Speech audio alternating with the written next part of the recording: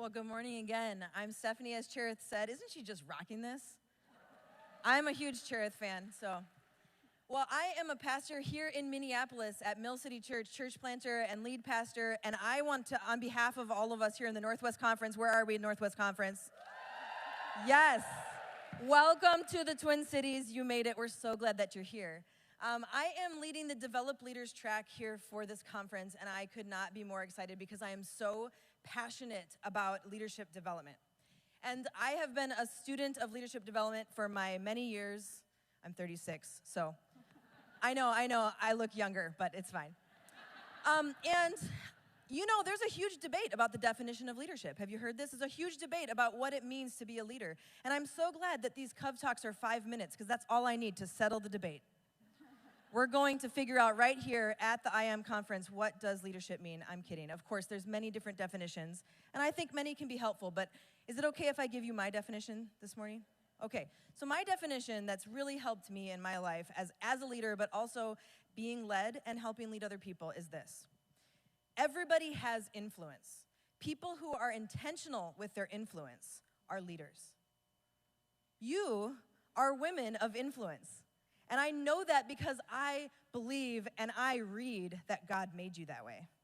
God made you as a person of influence. It's not something you signed up for. It's not something that if you picked this track, you are. You are a woman of influence. And the question that you have then is, are you going to be intentional with your influence? So I'm going to make it really specific for you today. I'm going to say in this conference, and then as you think about going home, I want you to notice your moments of influence. Moments of influence. So many of us, when we think about that, maybe our mind is drawn to leading a meeting, or somebody giving a talk up here on a stage, or maybe mentoring somebody over coffee.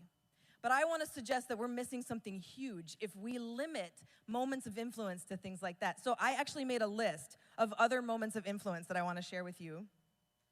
And maybe you can see what I mean by this. How about this? Maybe you notice them as influence or not. When your kids have already asked why 15 times before breakfast. When you hear your grandson say, "Boys are better than girls," to his sister. When a friend calls to vent about her husband. When the gossip around the office has gotten way more than appropriate. The special moment when the kids are just a little bit too quiet, and so you come into the room to find poop on the walls.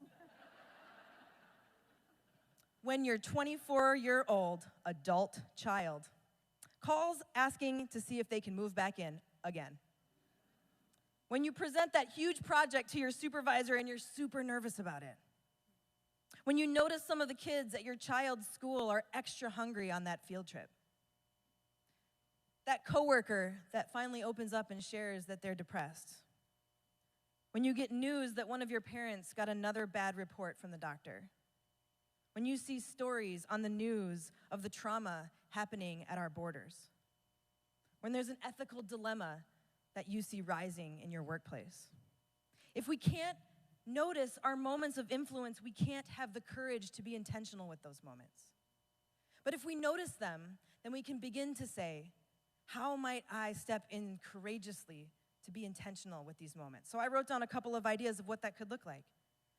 How about patience and taking time to answer those whys with those kids and telling them you're glad that they're kids who ask good questions?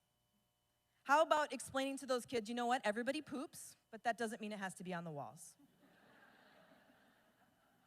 Taking the intentional time to help our little boys understand what it looks like to honor and love and respect women and girls. Praying with that coworker or that friend, even though you feel a little bit sheepish about asking if you can.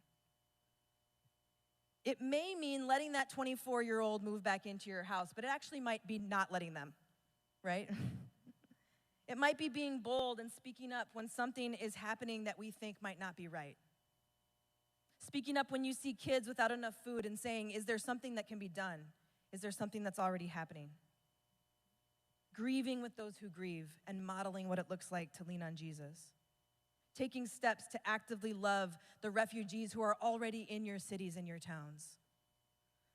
These are the beginning steps of what it looks like to start to be intentional, but where it starts is being able to say, what are my moments of influence? And guess what? You've got a whole weekend to begin or to continue looking for those moments of influence.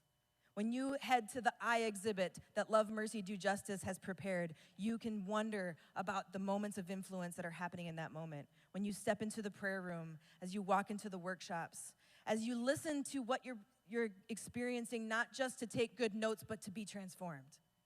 And as your people who engage with those you came with or the new friends that you meet, you start to recognize these are moments of influence. And if we can begin to embrace that we are women of influence, if we can begin to notice our moments of influence, then we can begin to respond and say, I want to be intentional with that influence. Everyone has influence. Those who are intentional with their influence are leaders. If we notice our moments of influence, then let's be people who follow Jesus into having the courage to be intentional with those moments.